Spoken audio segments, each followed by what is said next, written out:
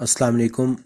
आज का हमारा टॉपिक है जी चार्ल्स डार्विन, जिसकी बर्थ जो है वो वेस्टर्न यूरोप के अंदर हुई थी इन 1809 के अंदर। तो इसकी थ्योरी है ओरिजिन ऑफ स्पीशीज़। तो इसने उसी के लिए जो है वो जो सबसे पहला सफ़र, क्योंकि इसके सुपरवाइज़र ने इसको असाइनमेंट दी थी, तो ये साउथ अमेरिका की तरफ जो है इसने सफ़र किया। एक्सपेडिशन ऑन बीगल, जो कि शिप थी जो साउथ अमेरिका की तरफ उस वक्त जा रही थी। तो वहाँ पर जाके जो इसने काम किया, उनमें सबसे पहला काम कि वहाँ पे उसने देखा कि कौन कौन सी प्लांट की living species, diversity of plant is flora, और कौन सी जो है वो फाना, डाइवर्सिटी ऑफ एनिमल्स मौजूद है साउथ अमेरिका के अंदर। और फिर उसका उसने ना कंपैरिजन किया अपने कंट्री यूरोप, जो वेस्टर्न इंग्लैंड से था यूरोप के साथ, तो वहाँ से पहले ही लम्हे कौन सी स्पीशीज उसके साथ कंपेयर किया, तो वो दोनों मुख्तलिफ थी।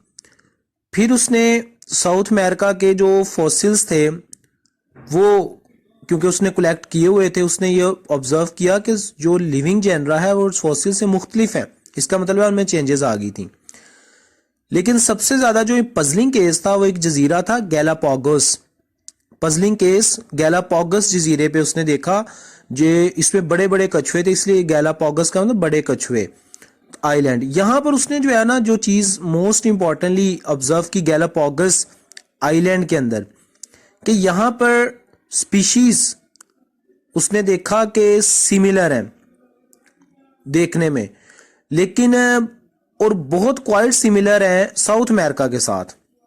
ठीक है, क्योंकि ये मुख्तलिफ जजीरा था साउथ अमेरिका के साथ, तो उसने ये कहा कि ये जो स्पीशीज आई है ना वहां से ही भटकती हुई यहाँ पर पहुंची हैं, इसलिए उसके साथ सिमिलर है। एक्चुअली रीजन उनका साउथ अमेरिका ही है। तो खासकर जो पजलिंग केस था वो फिंचीज थी। उसने इसकी 13 टाइप्स ऑब्जर्व की फिंचीज की।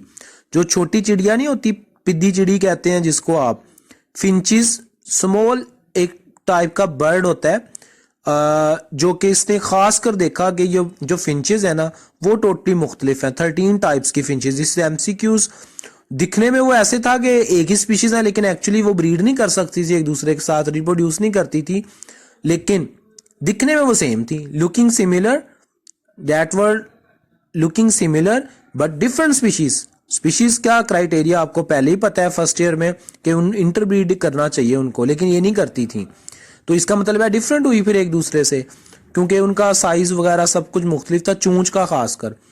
तो ये सब कुछ ऑब्जर्व करने के बाद ना वो ब्रिटेन वापस आ गया 1836 के अंदर।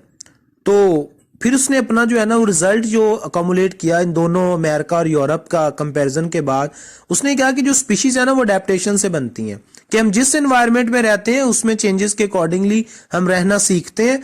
तो सीखते सीखते हम टोटली डिफरेंट हो जाते हैं बिलियन ईयर्स के बाद। तो ये हाउ द स्पीशीज फॉर्म, तो ये आपने लिख देना है। फिर उसने ऐसे लिखा 1844 में। वैलिक ने इतनी देर में पेपर भी भेज दिया था जो इससे मिलता जुलता था। फिर इसने लिनियन सोसाइटी ऑफ लंदन को प्रेजेंट का वर्ड हो तो 1858 में, और पब्लिश हुआ जो इसका काम दैट इज 1859 के अंदर इसका जो है वो काम पब्लिश हो गया। तो फिर इसने अपना जो वो कॉन्सेप्ट था on the origin of species, उस पे इसने डिटेल से जो है वो ऑब्जर्वेशन अपनी लिखी, जिसके दो मेन पिलर्स हैं। Very important, on the origin of species आए, डार्विन वर्क आए, तो ये तो लाजमी लिखना होता है मेन पास्टुलेट्स। एक था डिसेंट विद मॉडिफिकेशन, यानी कि मॉडिफिकेशन के साथ आगे बढ़ना या ऊपर जाना। ओके, दूसरा कॉन्सेप्ट इसने दिया डेट वाज वेरी फेमस, अभी भी फेमस है, नेचुरल सिलेक्शन का। जो दूसरा कॉन्सेप्ट इसका है वो है नेचुरल सिलेक्शन, जो कि बहुत ज्यादा जो है वो अभी तक हम इस पे काम करते हुए देखते हैं साइंटिस्ट को, कि नेचुरल सिलेक्शन।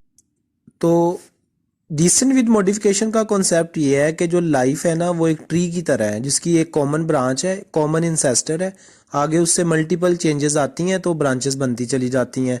लाइफ का ट्री ऐसे ही है, जिस तरह एक ट्री है सिंपल से कम्प्लेक्स होता चला जाता है ऊपर की तरफ मल्टीपल, लेकिन उसकी लाइफ यूनिटी है, यानी कि सब एक जगह से स्टार्ट हुआ है, वो हमें पता है प्रोकैरियोट्स। इसी तरह जो नेचुरल सिलेक्शन है ये कि दूसरा उसका कॉन्सेप्ट था नेचुरल सिलेक्शन, पहले भी आपको बताया हुआ है, this is all the environmental changes जो कि हम पे इफेक्ट करती हैं और हम अडेप्ट होते हैं, और अडेप्टेशंस इतनी आ जाती हैं over the period of million billion years कि वो टोटली चेंज हो जाती हैं इनटू स्पीशीज। इसके 3 कॉन्सेप्ट हैं। Number 1 survival, struggle for existence, 3 observations थी इसकी, जो कि 1 बाय 1 हेडिंग्स आपने बना लेनी है बुक के ऊपर। तो 3 ऑब्जर्वेशन है, struggle for existence, survival of the fittest and accumulation of favourable characteristics. जो स्ट्रगल फॉर एग्जिस्टेंस है वो ये कहते हैं कि अगर मोर देन 1 इंडिविजुअल पैदा होते हैं, एक ही बेशक वो माँ बाप से, तो उनमें स्ट्रगल होती है कि कौन जिंदा रहेगा। तो जिसके जीन अच्छे हैं ना वही जिंदा रहता है। तो ये जेनेटिक मटेरियल पे डिपेंड करता है। तो वो कॉन्सेप्ट हो गया सर्वाइवल ऑफ द फिटेस्ट, कि जो हमारे अंदर पेरेंट्स इंफॉर्मेशन आती हैं, और यही फीचर वक्त के साथ साथ हमारे अंदर जमा होती रहती हैं।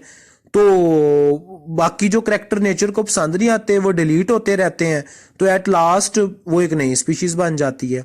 तो पहले हम स्ट्रगल करते हैं अपनी सर्वाइवल के लिए, एग्जिस्ट करने के लिए।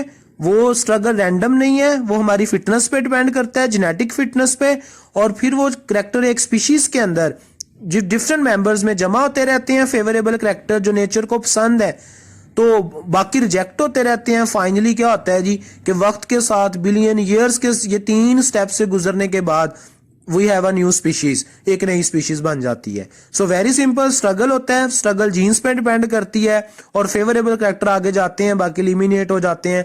This is the concept of natural selection and this is the end of theory of Darwin, origin of the species. Thank you so much.